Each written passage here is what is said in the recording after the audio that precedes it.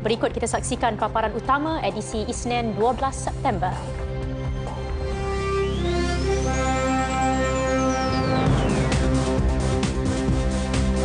Aidiladha disambut penuh kesyukuran. Alhamdulillah. Luahan gembira pemenang pingat emas ketiga. Gembira dan berrekod lepas ni untuk family, coach dan untuk rakyat Malaysia.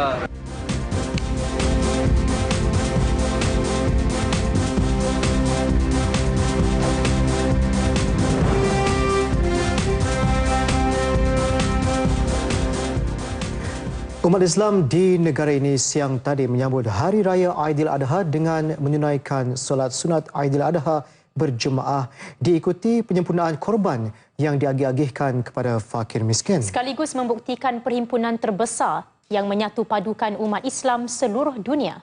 Di Langkawi, Yang di-Pertuan Agong Tuanku Abdul Halim Muazzam Shah berkenan berangkat menunaikan solat sunat Aidiladha di Masjid Aisyah, Sungai Menghulu, Langkawi. Baginda yang disertai Raja Permaisuri Agong Tuanku Hajah Haminah tiba di masjid berkenaan disambut Pegawai Daerah Langkawi Ishak Murad, Anggota Dewan Undangan Negeri Adun Kuah Nur Saidin Nanyan serta beberapa pegawai kanan kerajaan. Lebih 2,000 jemaah turut hadir. Solat sunat Aidiladha diimamkan Penolong Pegawai Agama Daerah Langkawi Sheikh Usamah Talib. Sultan Selangor Sultan Sharafuddin Idris Shah berangkat menunaikan solat sunat Aidiladha di Masjid Tengku Ampuan Jemaah di Kelang. Baginda diiringi Tengku Permaisuri Selangor, Tengku Permaisuri Nur Rashikin Abdul Rahman. Kira-kira 4,000 jemaah turut menunaikan solat sunat Aidiladha itu yang diiringi orang-orang kenamaan serta masyarakat setempat. Solat diketuai Imam Masjid Sultan Salahuddin Abdul Aziz Shah, Sheikh Abdul Karim Al-Fatani. Selesai solat, ibadah korban dilakukan melibatkan 22 ekor lembu.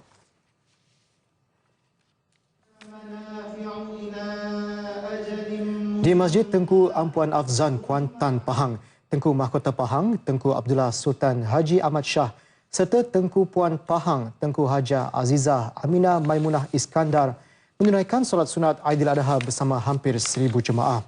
Solat sunat tersebut dipimpin oleh PU Lokman Ahmad Al-Hafiz, manakala bacaan khutbah oleh Mufti Pahang Datuk Seri Dr. Abdul Rahman Osman.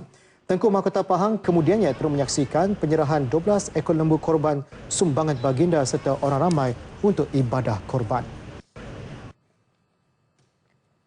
Manakala Yang di-Pertuan Besar Negeri Sembilan, Tuanku Muhriz Ibni Almarhum Tuanku Munawir dan Tunku Ampuan Besar Tuanku Aisyah Rohani binti Tengku Badar Mahmud pula berangkat menunaikan solat sunat Aidiladha di Masjid Diraja Tuanku Munawir Kuala Pilah Negeri Sembilan. Baginda berdua disertai kedua-dua ananda Tunku Besar Seri Menanti, Tunku Ali Redaudin dan Tunku Zain Al-Abidin. Kira-kira 500 umat Islam bersama-sama menunaikan solat di masjid itu. Di Pulau Pinang, Yang di-Pertuan Negeri Tun Abdul Rahman Abbas menunaikan solat sunat Aidiladha di Masjid Negeri bersama lebih 5,000 jemaah. Beliau tiba kira-kira jam 8.50 pagi diiringi isteri Toh Puan Majimo Sharif serta Setiausaha Kerajaan Negeri Datuk Seri Farizan Darus. Solat sunat serta khutbah Aidiladha itu diketuai Imam Besar Masjid Negeri Salahuddin Ghazali. Sebaik selesai solat, Tun Abdul Rahman dan para jemputan berlawat tapak ibadah korban di perkarangan masjid. Di Angkasa Puri, kaki tangan Jabatan Penyiaran Malaysia turut mengambil keberkatan dengan mengadakan ibadah korban di Masjid Muhammadi. Sebanyak 7 ekor lembu dikorbankan dan dagingnya diagihkan kepada warga kerja jabatan, penduduk setempat dan golongan memerlukan. Menurut pengerusi Masjid Muhammadi, Datuk Cik Azmi Harun, daripada 7 ekor lembu itu, seekor disumbangkan oleh Menteri Komunikasi dan Multimedia Datuk Seri Dr. Saleh Keruak. Manakala yang lain menerusi ahli qaryah masjid itu, ibadah juga turut dilakukan di Lombok, Indonesia. Seramai 34 peserta terdiri daripada warga Jabatan Penyiaran akan berlepas ke Lombok bagi tujuan itu esok. Dalam majlis tersebut, pengagihan daging korban turut dilakukan Ketua Pengarah Penyiaran Datuk Abu Bakar Abdul Rahim.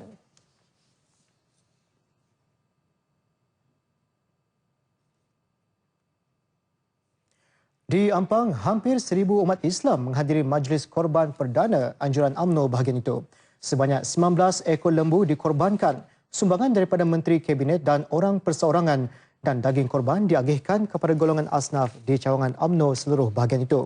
Ketua UMNO bahagian Ampang, Datuk Ismail Kijo, turut menyembelih lembu korban itu bersama anggota bomba dan penyelamat Ampang. 18 ekor yang kita sembelih di sini, kita serahkan kepada polis Siko dan kepada Persatuan Anak-anak Patani ataupun Paton. Dan di sini juga kita melibatkan pihak bomba dan kita juga bagi peruntukan kepada bomba dan juga melibatkan anti dadah kebangsaan ataupun AADK. Selain itu, Jawatan Kuasa Kemajuan dan Keselamatan JKKK Kampung Pandan turut mengadakan korban. Hadir sama Penaung Jawatan Kuasa Kemajuan Kampung itu, Datuk Hanif Koslan dan Ketua Kampung Pandan Haji Syawal Abdul Rahman. Syarikat korporat turut menunaikan ibadah korban sempena Hari Raya Aidiladha ini. Sebuah syarikat produk kecantikan dan kesihatan Bumi Putra Serai Mas Herbs Trading melaksanakan kurbannya di Masjid Kuning di Kota Damansara sebagai tanda kesyukuran serta berkongsi rezeki dengan para qariah masjid. Wartawan Andy Reza Rohadian melaporkan. Seawal jam 8 pagi, kira-kira 2,000 jemaah berhimpun untuk menunaikan solat sunat Aidiladha di masjid itu. Hujan renyai tidak menghalang penduduk setempat untuk bersolat dan menyaksikan proses korban lembu. Solat sunat serta khutbah Aidiladha bertajuk Erti Pengorbanan dipimpin oleh Ustaz Syed Kadir Al-Jofri. Dalam khutbah tadi, biarlah kita menerima apa yang Allah Ta'ala suruh. Jangan banyak soal. Buat dulu, nanti kita akan dapat keberkatan. Allah Ta'ala akan bagi keberkatan, keamanan, ekonomi dan sebagainya itu bila kita ikut perintah Allah. Sementara itu, Pengurus Besar Serai Mas Herbs Trading Marlinda Jas Rizal berkata, peluang bersedekah dan melaksanakan ibadah kurban bersama masyarakat sekitar adalah sesuatu yang tak harus dilepaskan. Daripada Serai Mas menyediakan dan menyumbangkan 2 ekor lembu. Dan kita harap pengorbanan yang sekecil-kecil ini akan memberi manfaat sebesar-besar kepada penduduk sekitar dan pastinya kepada buat kami sendiri yang insya-Allah pengorbanan ini banyak kisah-kisah yang menarik yang boleh kita jadikan kata iktibar pada diri kami sendiri. Sebanyak 10 ekor lembu dan beberapa ekor kambing dikorbankan di perkarangan masjid itu. Lebih 100 petugas terlibat dalam urusan penyembelihan dan pengagihan daging korban kepada orang ramai. Aidiladha bukan semata-mata tentang solat sunat dan juga majlis korban, malah konsep pengorbanan yang dituntut oleh Islam yang sanggup berkorban masa, tenaga dan juga wang ringgit perlu dihayati oleh seluruh umat Islam. Andy Reza melaporkan untuk RTM. Suasana lengang di ibu kota diambil kesempatan oleh warga asing untuk bersantai dan membeli belah. Cuti umum hari ini digunakan sepenuhnya bagi bertemu rakan-rakan sambil melepaskan tekanan kerja. Dan nampaknya tinjauan kru RTM di Jalan Medan Pasar menyaksikan kebanjiran warga asing terutama dari Indonesia, Bangladesh, Myanmar dan Nepal. Bagaimanapun hanya sebahagian sahaja sedia ditemu bual. Hari ini cuti, acaranya jalan-jalan ke GLCC terus ke Dataran Merdeka sama ke Pasar Seni beli oleh-oleh buat balik kampung. Rindu sangat lah, rindu keluarga di rumah. Rindu ayah, rindu ibu, rindu adik. Jadi sambutan hari ini macam mana? Aidiladha datang KL jalan-jalan. Iya, melepas rindu untuk di kampung. Jadi mumpung cuti kan, jarang-jarang cuti jadi main-main lah ke sini cari itu hiburan. Mumpung sama kawan-kawan. Jalan-jalan saja untuk mencari holiday. Jadi lokasi yang dipilih mana? Selain daripada di sini. Pilih mana lagi? KLC sama Batu Cave. Antara lokasi lain yang turut menjadi tumpuan warga asing ini termasuklah KLCC, Masjid India sekitar Pudu, Bukit Bintang dan Dataran Merdeka. Bagi seniwati veteran Hashimah Yon yang kini menetap di Singapura, sambutan Aidiladha tahun ini agak berbeza kerana beliau dapat menunaikan ibadah korban di Terengganu. Beliau antara pelakon pada zaman kegemilangan dunia perfilman Melayu tahun 60-an di syarikat Shaw Brothers Singapura. Program ibadah korban itu anjuran anak syarikat Universiti Sultan Zainal Abidin Yunizza Sendirian Berhad bersama sebuah syarikat pelancongan dari negara jiran itu. Pakej pelancongan ibadah korban itu diperkenal dalam siri promosi Beautiful Terengganu di Singapura. Majlis ibadah korban itu dilakukan di Kampung Bukit Wan, Tepuh, Kuala Nerus, melibatkan 7 ekor lembu dan 3 ekor kambing. Seniwati Hashimah berasa amat teruja kerana kali terakhir beliau melawat negeri itu kira-kira 30 tahun lalu. Yalah, macam kat Singapura sekarang dah tak ada lagi Bukit Bukau, tak ada lagi kampung-kampung. Jadi bila kita sampai kat Terengganu ni, alamak, macam seronok, sangat suka sekali. Lagi-lagi pula jumpa dengan orang-orang kampung di sini, baik-baik semua. Itulah yang rasa gembira sangat. Terima kasih banyaklah kepada RTM yang tak pernah lupa dengan Syumayun. Betul, setiap kali kalau jumpa mesti kena punya. Bercakap ke, menyanyi ke, apa ke. Lebih 40 individu baharu di seluruh negara yang dipercayai dijangkiti virus Zika sudah menjalani ujian darah. Sekiranya mereka disahkan positif Zika, akan dikuarantin selain disyorkan langkah pencegahan bersesuaian. Ia termasuk langkah mengamalkan hubungan kelamin mengikut kaedah selamat dan larangan untuk menderma darah. Menteri Kesihatan Datuk Seri Dr. S. Subramaniam berkata ujian terhadap semua individu terbabit turut dikendali makmal hospital kerajaan dan swasta. Keputusan akhir yang menentukan sama ada mana-mana individu disahkan positif Zika hanya akan disahkan oleh Institut Penyelidikan Perubatan IMR.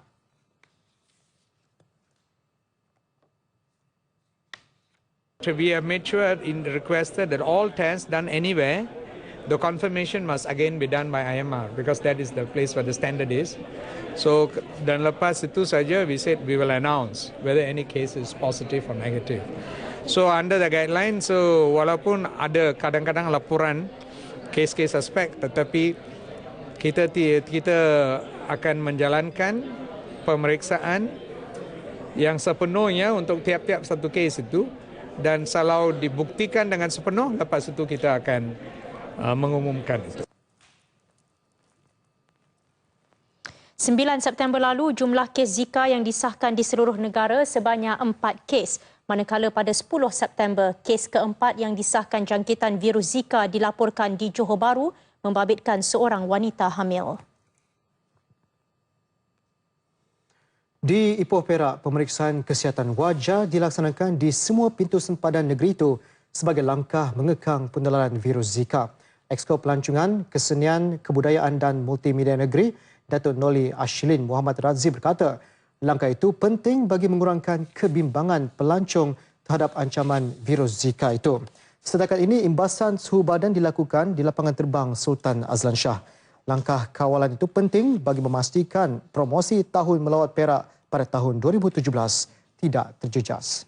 Hasrat sekumpulan warga emas untuk melawat beberapa tempat ibadah di Rawang dan Serendah tidak kesampaian apabila bas persiaran dinaiki mereka terbabas lalu terbalik di kilometer 5.6 Lebuh Raya Kuala Lumpur Seremban awal pagi tadi. Bas itu membawa 44 penumpang dalam perjalanan dari Ampang ke Puchong. 37 daripada penumpang itu cedera. Menurut Pegawai Turut Siasatan dan Perundangan Trafik Kuala Lumpur, DSP Syafi'i Daud, bas berpersiaran itu yang membawa warga emas tempatan berusia lingkungan 50 hingga 70 tahun dipercayai gagal dikawal akibat jalan licin. Bas kemudian telah berpusing melawan arus sebelum terbalik ke sebelah kiri jalan. Tiada kenderaan lain terlibat. Siasatan polis di tempat kejadian mendapati jalan di lokasi kejadian menuruni bukit dan tayar bas dalam keadaan baik.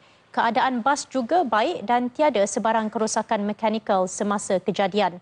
Pemandu bas K. Gopalan, 42 tahun yang berpengalaman 24 tahun memandu bas persiaran, berkata dia tidak dapat mengawal kenderaan berikutan permukaan jalan raya terlalu licin.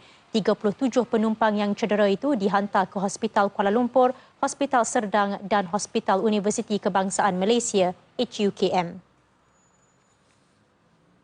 Sementara itu, 2 penunggang dan seorang pembonceng maut dalam satu nahas membabitkan 3 buah motosikal di kilometer 45 Jalan Batu Pahat Mersing, Kluang, Johor awal pagi tadi. Ketua Polis Daerah Kluang, SCP Muhammad Laham memberitahu mangsa dikenal pasti sebagai Muhammad Hassan Ali, 65 tahun dan pemboncengnya Nora Ripan Surni, 48 tahun. Seorang lagi penunggang ialah Muhammad Hafiz Ghazali, 21 tahun. Ketiga-tiga mereka disahkan meninggal dunia di lokasi kejadian. Kemalangan dikatakan berlaku apabila motosikal yang ditunggang Muhammad Hassan keluar dari simpang dan memasuki laluan Muhammad Hafiz. Mereka dikatakan melanggar sebuah lagi motosikal yang ditunggang Muhammad Ekmal Yusri Mat Yasin, 19 tahun, ketika mengelak antara satu sama lain. Kes disiasat mengikut Seksyen 41-1A Akta Pengangkutan Jalan 1987.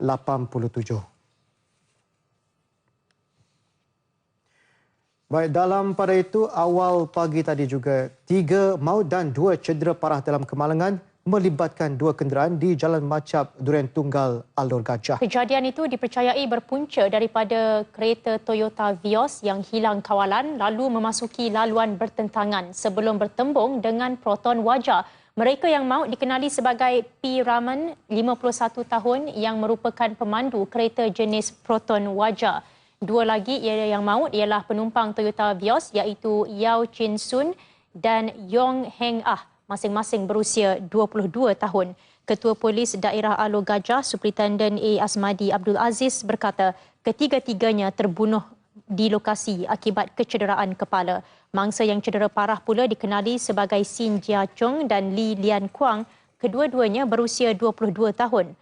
Mangsa yang maut dibawa ke Hospital Alor Gajah untuk bedah siasat, manakala mereka yang cedera parah dibawa ke Hospital Melaka untuk rawatan lanjut. Hubungan dagangan antara Malaysia dan China terus diperkukuh menerusi pemeteraian Perjanjian Persefahaman MOU antara Perbadanan Pembangunan Luar Malaysia Matret, Bank Komersial dan Industri China ICBC serta Pelabuhan Perdagangan Bebas Guangxi Qinzhou. Dan MOU tersebut bagi melancarkan aliran perdagangan produk syarikat perusahaan kecil dan sederhana PKS Malaysia ke China. Dan pengarah unit China Matret Ong Yu Chi berkata, Matret akan membimbing usahawan PKS dari segi ekspor. ICBC pula akan menyediakan bantuan kewangan. Manakala pengurusan Pelabuhan Perdagangan Bebas Guangxi Qinzhou akan menyediakan kemudahan logistik, pelepasan dan pendaftaran produk.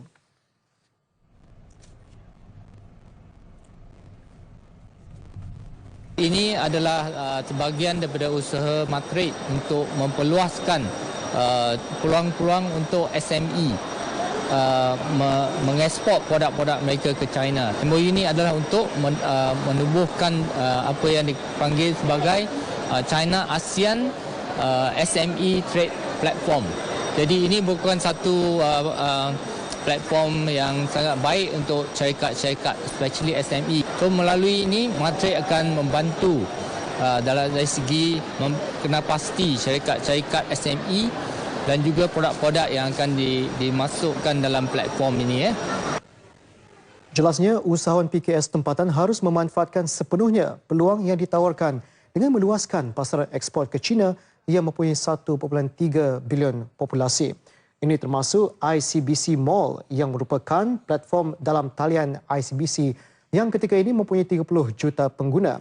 Beliau berkata demikian selepas majlis menandatangani Perjanjian Persefahaman yang turut disaksikan Menteri Perdagangan Antarabangsa dan Industri 2, Datuk Seri Ong Kah Chuan.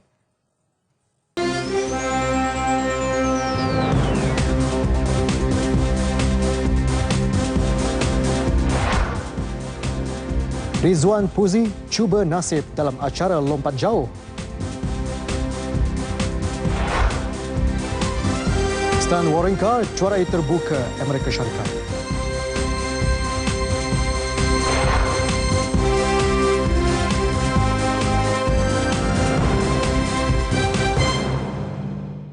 Sukan Paralimpik Rio, setelah meraih emas pertama negara dalam acara 100 meter, Muhammad Rizwan Muhammad Puzi akan mencuba nasib dalam acara lompat jauh malam ini. Muhammad Rizwan akan turun beraksi pada jam 9.45 malam waktu Malaysia. Harapan pingat terus diletakkan pada acara ini, namun jurulatih R. Jagannathan enggan menjanjikan warna pingat. Seorang lagi atlet Paralimpik negara bagi acara sukan layar Al-Mustaqim Matrin akan turun beraksi dalam acara Killboard individu pada 12.30 malam ini waktu Malaysia. Mahu menghantar ibu bapa mengerjakan umrah dan membuat rumah di kampungnya di Perlis. Itu impian dan perancangan Abdul Latif Romli yang meraih pingat emas ketiga negara di Sukan Paralimpik Rio. Alhamdulillah sangat gembira dapat gold medal dan berrekod. Emas ni untuk family, coach dan untuk rakyat Malaysia. Terima kasih kepada rakyat Malaysia yang mendoakan kejayaan ini. Saya sangat puas hati. Saya ada target 7-0, alhamdulillah dapat. Gementar setelah lompatan pertama dibatalkan, namun tidak putus berdoa agar anaknya berjaya merangkul emas. Salmah Yatim, ibu Abdul Latif, tidak menyangka anak bongsunya itu lebih bersemangat pada lompatan seterusnya sehingga berjaya mencipta 3 rekod dunia dengan lompatan terbaik 7.6 meter. Salmah yang ditemui RTM di Kampung Paya Kelubi, Arau Perlis berkata, Latif seorang yang bersemangat dan pendiam. Sebelum berangkat ke Rio, Salmah berpesan kepada Latif agar yakin pada diri sendiri dan berharap anaknya itu akan mengharumkan nama negara setelah melakukannya pada kejohanan olahraga dunia di Doha tahun lalu. Bila ditanya mengenai imbuhan RM1 juta yang bakal diterima, Salmah berkata dia sangat bersyukur memandangkan keluarganya sebelum ini hanya bergantung pendapatan sebagai penoreh getah. Allah terlalu banyaklah, kami pun ingat takut jugalah dengar macam tu. Kita tak pernah jumpa. Asal 20,000 pun yang tu dia bagi pun banyak lah. Rasa tak tahu nak macam kita. Bukan kata kita tak nak buat apa. Nak buat apa. Tak berani. Macam tak berani duit tu. Kita tak pernah. Tak pernah dapat duit tu. Sementara itu, kakak Latif dan rakan sekampungnya menganggap pencapaian Latif sebagai luar biasa. Kalau rekod dunia tu kita memang tersebut lah sebab dia mampu lakukan. Adik sendiri yang buat kan. Dan sememangnya dia luar biasa. Memang terkejut kami tengok malam ramai tengok lah. Dah tak tengok duk lepok buat lemah lah. Tak pasan. Tengok tu memang pekat seronok semua. Apa orang kata? Orang kampung sendiri pula yang buat rekod macam tu kan. Memang rasa seronok, rasa puas hak kau. Latif balik ni ada apa nak buat kat dia ke apa ke? Ada, mesti ada tu. Kami kawan-kawan geng muda memang akan buat kat dia. Memang ada kejutan untuk dia. Itu memang kami akan buat. Sementara itu, keluarga Ziad menyifatkan pingat emas yang dibenangi hadiah berharga buat keluarga dan seluruh rakyat Malaysia. Wartawan Syafiq Syukri Jalil yang berkunjung ke rumah keluarga Ziad di Gombak pagi tadi, ada laporannya. Ziad menyumbangkan pingat emas kedua negara dalam acara lontar peluru. Kejayaan Ziad amat membanggakan keluarganya yang menyifatkannya sebagai hadiah paling istimewa sempena Aidiladha. Menurut ibu Ziad, Siti Arfah Abdul Rashid, Ziad dilahirkan tidak cukup bulan 26 tahun lalu menyebabkan dia mengalami masalah kecacatan intelektual atau lembam. Namun, dia tetap berusaha gigih sama seperti orang lain. Tapi dia ni memang pandai tau sebenarnya ni, si Ziad ni. Dia kita cakap ni, tapi dia sendiri tau. Dia ada inisiatif sendiri, pergi jumpa cikgu tu. Nanti dia cakap, cikgu saya tak nak pergi dalam kelas ni, saya nak pergi kelas yang normal. Dia pergi kelas normal lah. Bercerita lebih lanjut, bapa Ziad, Zulkifli Othman berkata kekurangan diri tidak langsung mematahkan semangat Ziad untuk terus mencipta kejayaan dalam bidang sukan. Beliau sentiasa memberi sokongan moral dan mendoakan kejayaan Ziad di Rio.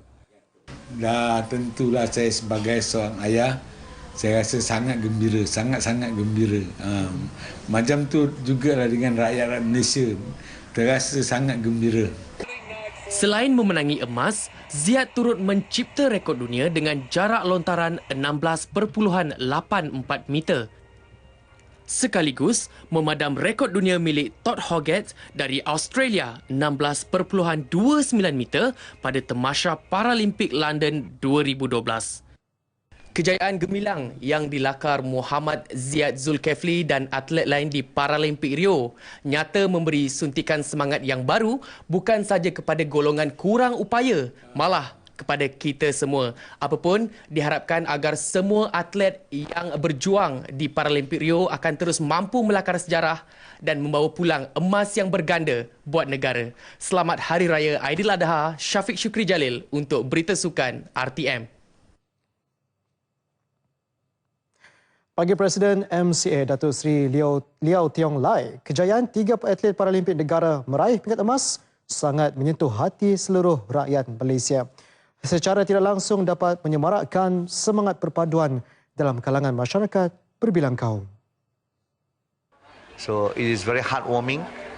We are very touched and we hope the burning spirit of success will continue.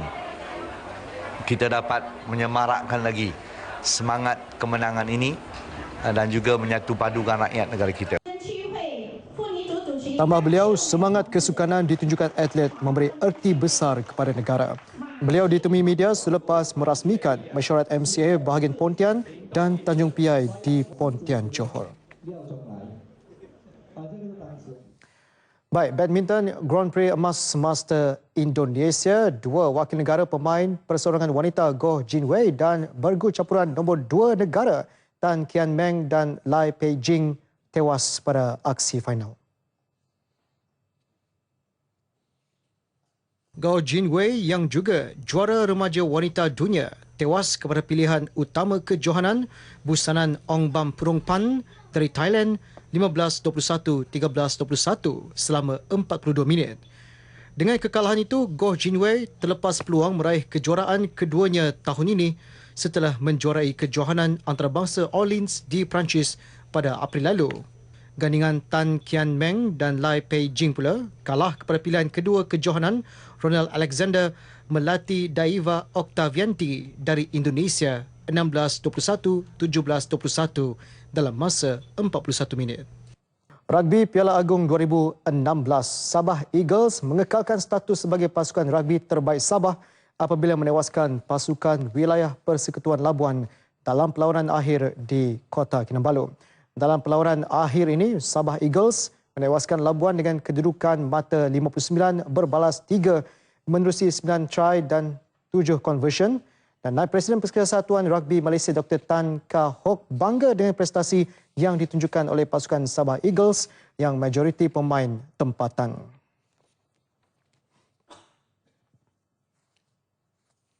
Kami lihat pasukan ni banyak soalan yang orang tanya ya. Out of the squad, 25 pemain, 15 players are below the age of 21. So we are very proud that at least bila kami mulakan program pembangunan rugby tahun 2002 sampai sekarang dan kami juga dalam program pembangunan rugby kami rantal budak-budak ni kepada New Zealand attachment. Ada yang sekolah 3 bulan, 3 budak. So we identify all the top players, bukan itu saja, tiap-tiap age group, jurulatih kami dan jurulatih kami dari New Zealand, Brad Mika and also director coaching kami. We already identify lah each age group got 30 boys. So future looking very good lah untuk negeri Sabah.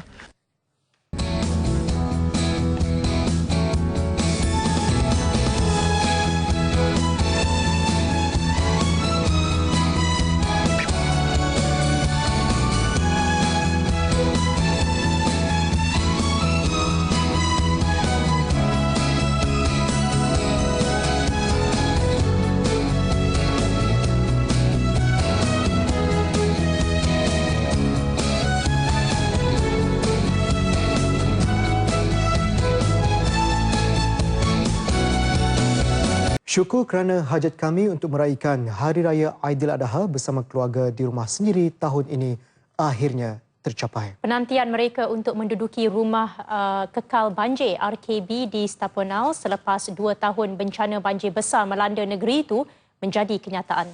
Majidah Ismail melaporkan. Penduduk mula memasuki rumah kekal banjir disediakan Kerajaan Persekutuan ini sejak pertengahan bulan lalu. Kita rasa memang syukur sangatlah. Kita nak terima kasih banyaklah pada pihak Kerajaan Persekutuan sebab bagi family kami ni masuk inilah duduk sambut raya haji inilah. Saya rasa bersyukurlah teramat-amat sangat kerana dengan keadaan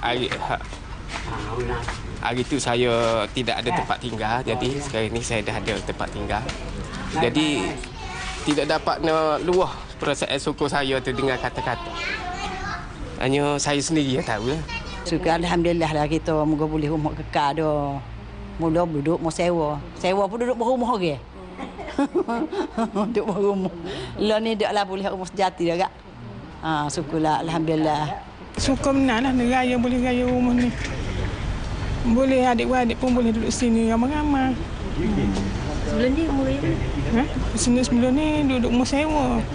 4 buah rumah dah sewa nak boleh kekal.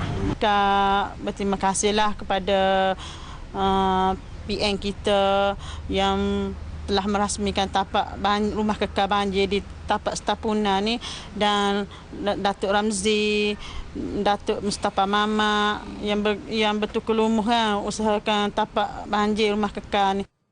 Menurut Pentadbir Mukim Dom Kembang, Cik Kamarudin Makno, 3 lokasi pemindahan penduduk terjejas banjir di dun berkenaan iaitu Setapuna, Kampung Telekong dan Sungai Durian. Namun kebanyakan penduduk yang berpindah ke rumah RKB adalah dari Dun Kuchil. Dengan keadaan kita banyak masalah tapak, masalah nak menyelesaikan dengan rakyat. Pengurus Bersakanan Pembinaan Awam Jabatan Kerja Raya bagi Pasukan Projek Khas Pasca Banjir, Kahadi Hassan berkata, sehingga bulan lepas 827 atau 86% rumah RKB di Kelantan telah siap. 14% lagi masih menghadapi masalah kelewatan dokumen berkaitan tanah. Setengah tu dalam 20% saja tapak-tapak individu yang kelewatan dokumen-dokumen daripada pejabat tanah, lot-lot geran-geran untuk kita bina. Dan yang kelompok tu adalah rumahnya dah hampir siap, cuma persediaan infrastruktur di kawasan kelompok tu. 51.5 juta ringgit dibelanjakan untuk projek KB di seluruh Kelantan yang dijangka siap sepenuhnya dan diserah kepada Agensi Pengurusan Bencana Negara NADMA hujung tahun ini. Keseluruhannya 1,827 rumah musnah akibat bah kuning di Kelantan pada 2014. Laporan Majidah Ismail dan juru kamera Rudi Hazli Cik Ramli untuk TV1. Pasukan Pengaman Malaysia Malbat yang ditugaskan di bumi Beirut tetap gigih melaksanakan ibadah korban. Sejumlah 149 ekor kambing dan kibas dikorbankan bagi memenuhi tuntutan agama. Wartawan Samad Majid dari Selatan Lubnan melaporkan. Timbalan Menteri Pertahanan Datuk Seri Muhammad Johari Baharom berkata walaupun diberi tanggungjawab menjaga keamanan di selatan Lubnan, anggota dan pegawai Malbat tidak mengabaikan tanggungjawab mereka kepada Allah SWT dengan perintahnya.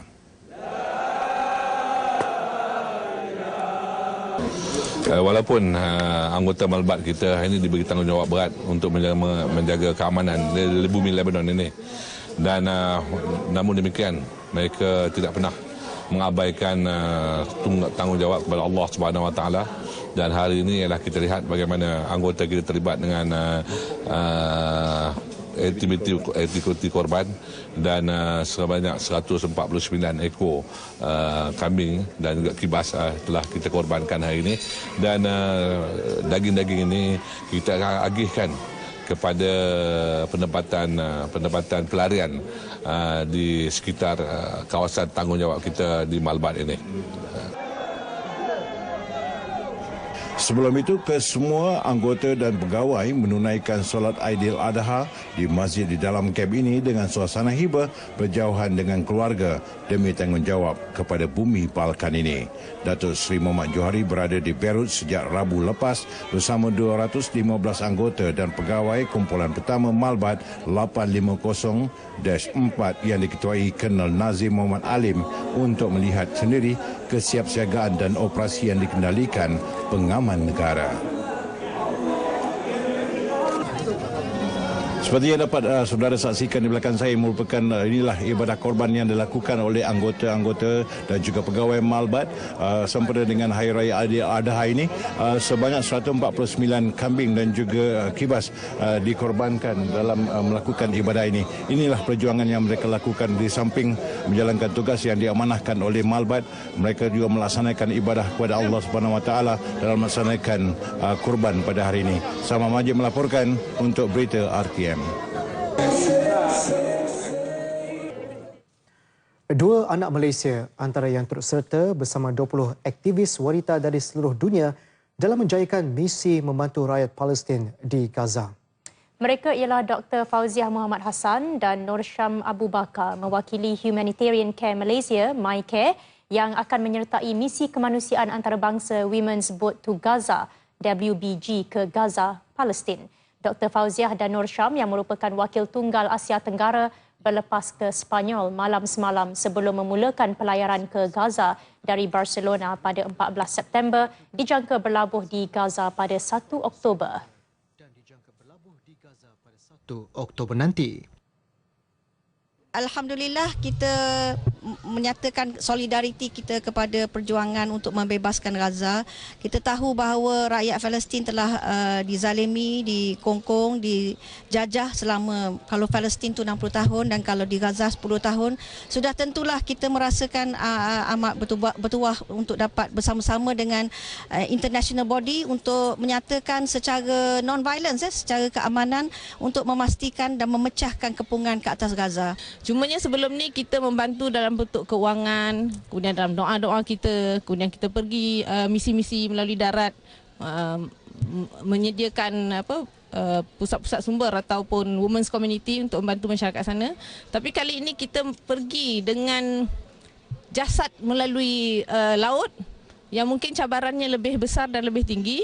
Tapi mungkin ini akan membuka mata lebih ramai masyarakat antarabangsa dan juga rakyat Malaysia, sebab kami rasa coveragenya lebih meluaslah berkaitan misi ini dan akan menyedarkan lebih ramailah di kalangan masyarakat kita untuk mengetahui isu-isu berkaitan dengan Palestin, terutamanya wanita dan kanak-kanak. Turut serta dalam misi itu ialah pemenang Anugerah Nobel 1976 Mairead Maguire dan Marama Davidson, ahli Parlimen Green Party New Zealand. Bersempena misi berkenaan, MyCare turut melancarkan kempen #GiveHope bagi mengumpul dana khusus membantu mangsa perang di Gaza, termasuk penajan tangan atau kaki palsu kepada 3,000 wanita dan kanak-kanak yang masih menanti bantuan berkenaan.